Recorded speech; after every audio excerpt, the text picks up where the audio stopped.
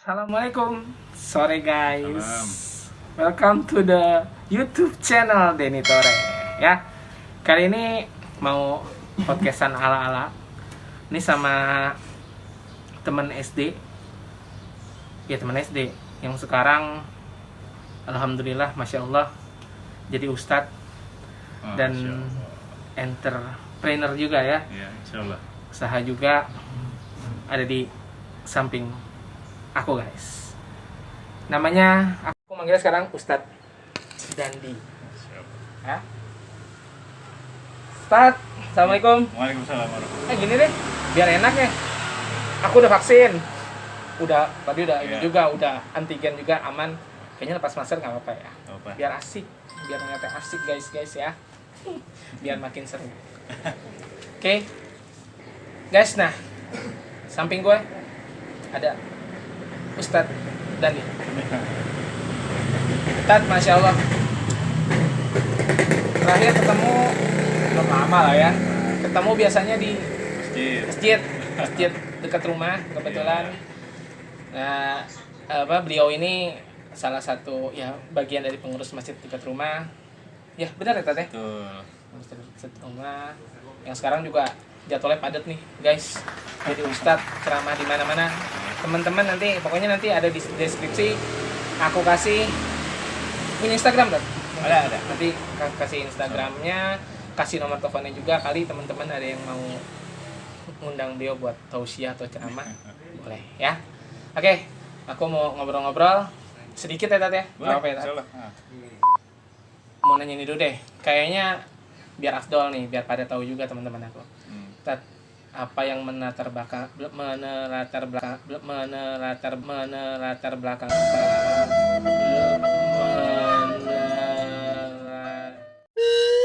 di sini apa tuh Tat?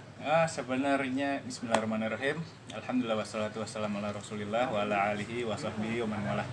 Sebenarnya kalau dibilang ustadz masih terlalu jauh karena memang kita tuh sebagai muslim walaupun memang tidak mempunyai background akademis, wajib berdakwah dan hukumnya. Jadi ya berdakwah dengan cara apa aja, apalagi sekarang sosial media udah banyak, terus setiap profesi pun wajib berdakwah. Kalau misalkan kita ke bola, ada Muhammad Solah, Muhammad Solah.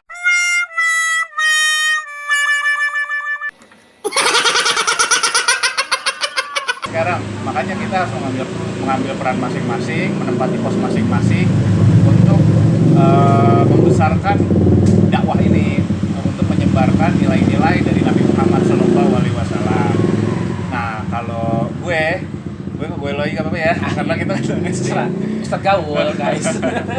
kalau gue menempati pos di bidang usaha bisnis, karena memang kita perlu anak-anak muda yang mengembangkan dakwah melalui usaha, melalui ekonomi. Contohnya dalam usaha tuh kita harus jujur, kita harus giat. Itu kan hal-hal yang memang dicontoh oleh Rasulullah SAW dan para sahabat.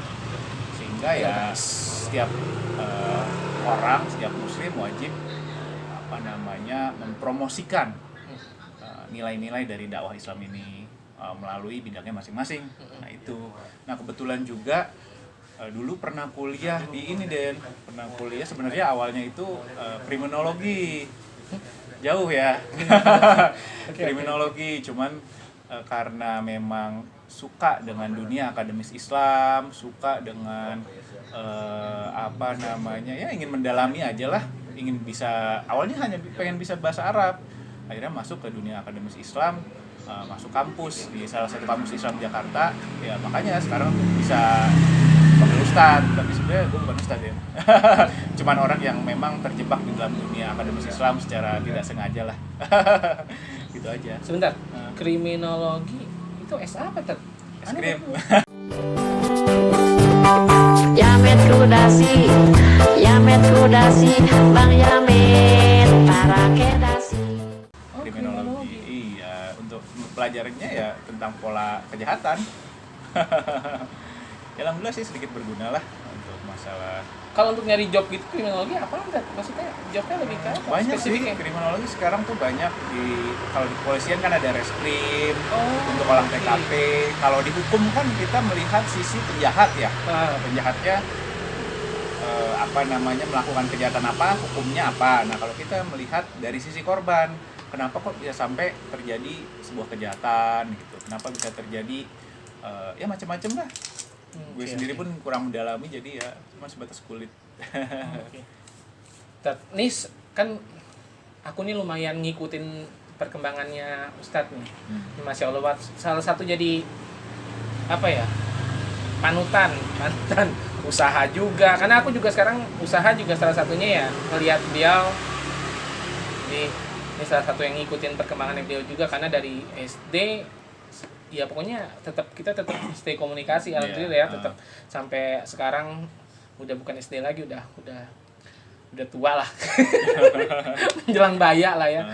Kalau nggak salah ente pernah apa kerja waktu di bank nih? Pernah Ini kerja. kalau nggak salah, dan posisinya udah lumayan tinggi loh guys.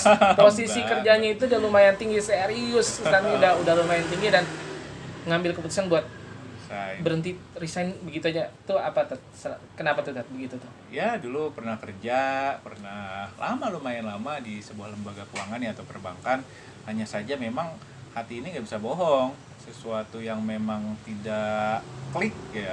Dan menurut syariat pun, ya kita kan nggak bahas masalah hukum hakam ya, hanya masalah ya kalau feeling ya kayak jodoh gitu. Kalau jodoh kan juga hati juga harus main ya. Makanya pada waktu itu hatinya nggak enak, kenapa kok semakin lama semakin nggak tenang, ya sudah keluar aja. Dan waktu itu banyak melihat contoh beberapa pengusaha Islam kok bisa gitu memotivasi untuk bisa membuka usaha dengan cara yang memang sesuai dengan pakem-pakem agama. Artinya kita nggak curang, nggak harus dengan riba dan yang lainnya. Makanya waktu itu bismillah beraniin keluar, ya buka usaha. Itu aja sih sebenarnya motivasinya.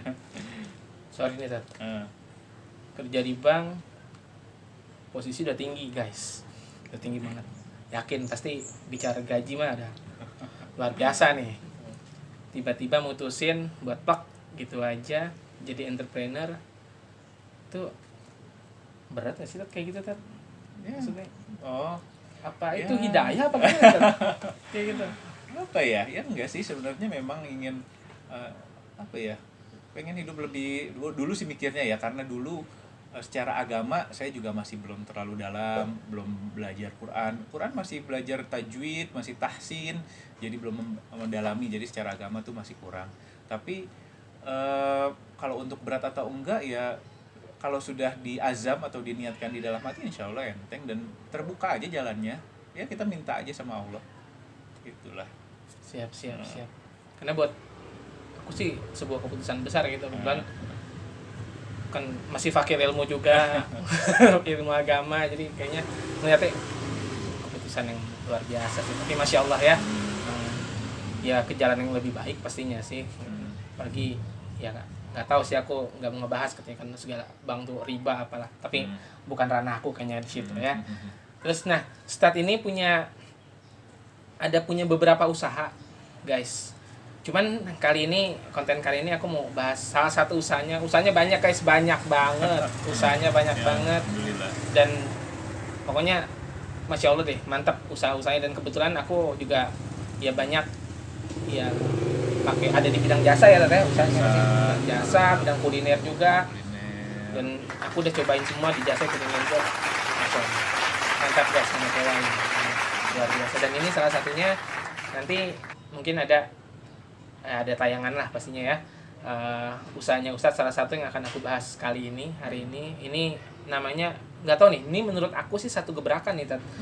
Jujur belum pernah ngeliat guys, nggak tahu nih apa akunya yang norak, kurang jauh mainnya bagaimana, belum pernah ngeliat atau tahu ada namanya ini usaha Ustadz salah satunya steam ya, cuci steam ya. Steam motor mobil apa motor aja? Motor mobil guys, cuci steam motor mobil. Dan ini touchless ya, Touchless.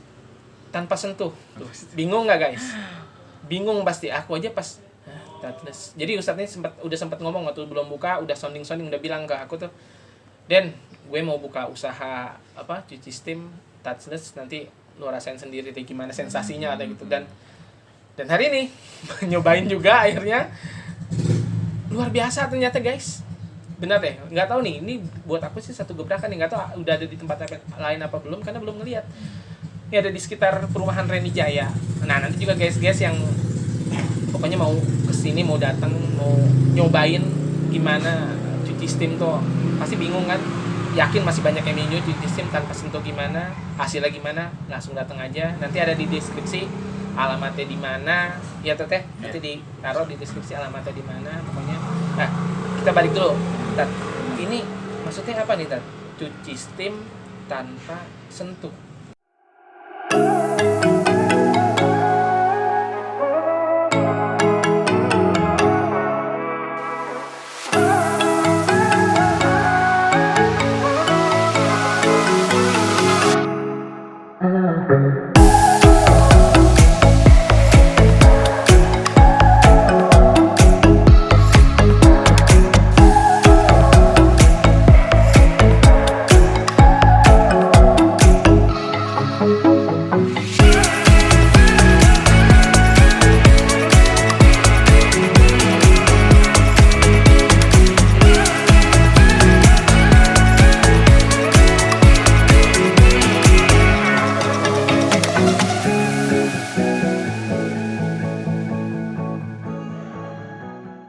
Itu gimana tuh? Jadi kalau cuci steam itu yang biasanya kan kita tahu motor atau mobil kita semprot sabun atau kita lapin sabun terus digosok-gosok tuh Nah, benar, digosok-gosok. buat Nah, ininya kan kotorannya. betul, untuk kotorannya rontok. Tapi dalam cuci touchless ini kita nggak perlu menggosok ataupun mengusap dengan busa ataupun spons. Kenapa?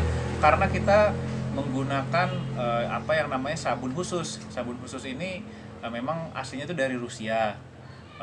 Di Eropa pun memang sekarang touchless itu sudah ini ya, sudah banyak menjamur ya.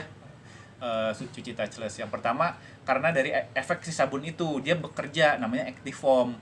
Dia itu ngerontokin kotoran-kotoran yang nempel pada badan bodi motor, bodi mobil, sehingga kita nggak perlu lagi gosok-gosok. Itu yang pertama. Yang kedua, kita menggunakan yang namanya jet washer. Jet washer ini berbeda dengan cuci steam lainnya, karena kalau cuci steam lainnya itu biasanya dengan kompresor, kekuatan airnya itu dengan angin. Tapi beda dengan jet washer ini memang air, hitungannya itu kalau